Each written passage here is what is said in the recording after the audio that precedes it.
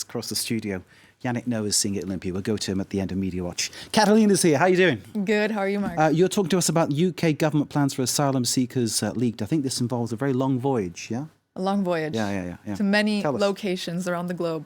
Well, a series of documents from the Home Office in Downing Street were leaked. They detail brainstorming sessions on how they plan to crack down on the migration crisis. So why are they doing this? Downing Street said yesterday that the government is drawing up plans to strengthen its illegal migration and asylum policies. You can see this graph. More migrants arrived to the UK in September alone than all 2019. So the leaks were published by different news sources. Here are some examples. The Financial Times reported that the government discussed sending asylum seekers to offshore immigration centers in Ascension Island or St. Helena in the South Atlantic. But these leaks also revealed more concerning plans for those trying to cross the channel illegally. They had the idea of installing boats with pump-generating waves that would force migrants to return to French waters. This idea was dismissed clearly, though, due to the risk that the migrants' boat might capsize. It might kill people, basically. So at least it unbelievable, isn't it?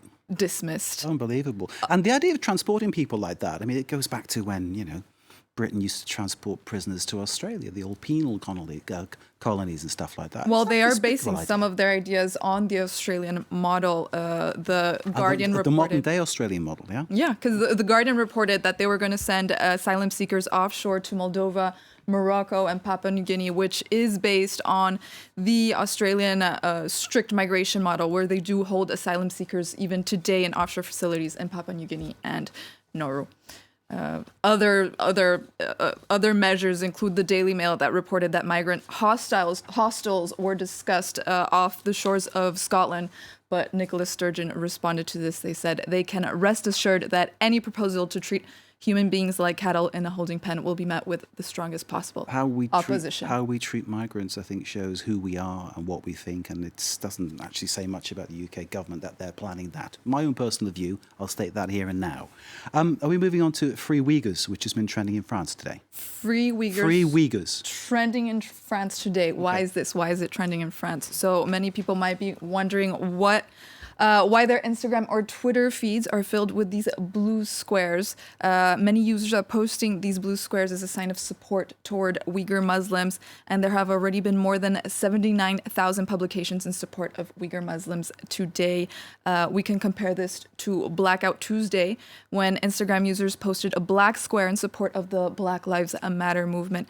But some people are wondering why now. This has been happening for years, but the social campaign is happening right now. Why? This European deputy, Rafael Glucksmann, launched this movement, a call for action to try to create a turning point in the mobilization for Uyghur detained Muslims. In this regard, for 8 days, they will be calling to action and doing different proposals. Today's proposal was the blue square. They're also calling on Emmanuel Macron to do action to protect Uyghur Muslims in China. But finally, social media users campaigning for demonstrations that will take place in Paris on October 3rd, Mark. There's a whole two-faced attitude about everyone in the West about these things that China allegedly does, and business is still done with China, and these things continue, and the beat goes on, and the abuse is still happening. And I think it's a time that the world actually sort of made a stand and put a light on the issue. Definitely. Catalina, thank you very much indeed. Kate, thank you very much indeed.